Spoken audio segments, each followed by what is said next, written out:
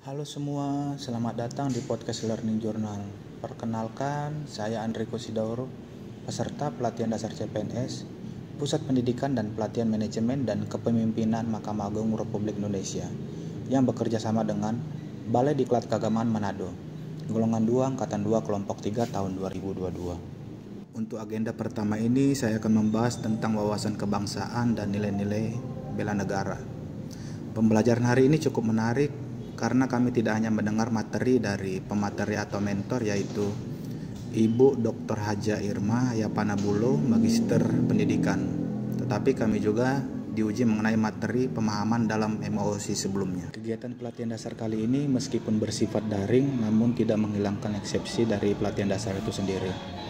Lebih khusus lagi membahas tentang pembelajaran modul 1 tentang sikap perilaku bela negara. Pertanyaan pertama dibuka dengan apa yang kami ketahui tentang wawasan kebangsaan dan yang kami pelajari ketika masa MOOC. Dan ada bermacam-macam pandangan yang muncul dari teman-teman serta latsar yang lain.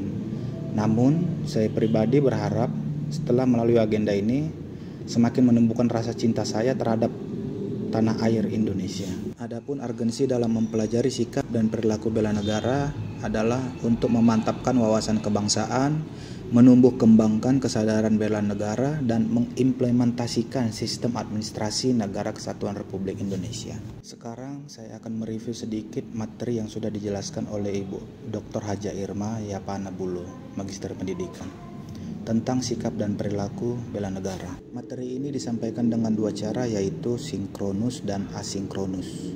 Sinkronus adalah pembelajaran yang berpedoman pada jadwal dilakukan dengan komunikasi langsung secara daring dengan kehadiran pemateri atau mentor.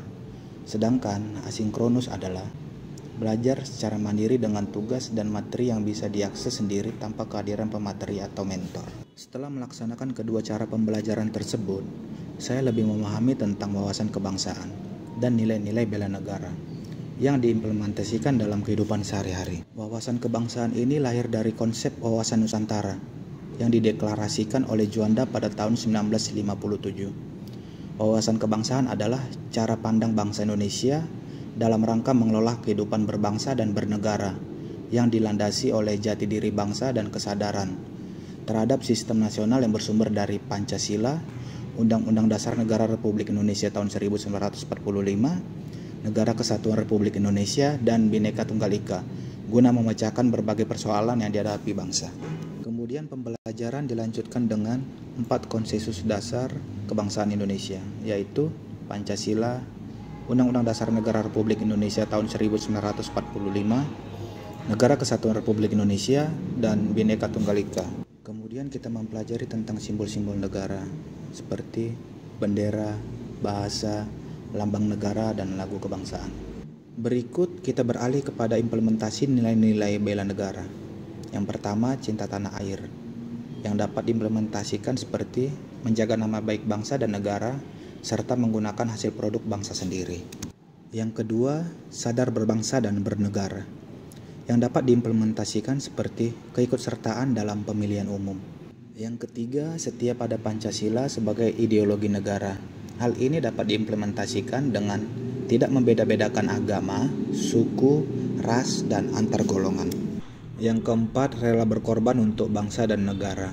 Hal ini dapat diimplementasikan dengan bersedia mengorbankan waktu, tenaga, dan pikirannya untuk kemajuan bangsa dan negara. Yang kelima, kemampuan awal bela negara, yang dapat diimplementasikan dengan selalu bersyukur atas apa yang telah diberikan Tuhan Yang Maha Esa kepada kita dan rajin berolahraga. Melalui kelima nilai yang dijelaskan tadi, kita dapat mengetahui penjelasan implementasi bela negara sangatlah luas. Namun, kita bisa mulai dari diri kita sendiri dan mulai dari hal yang terkecil dan mulai dari saat ini.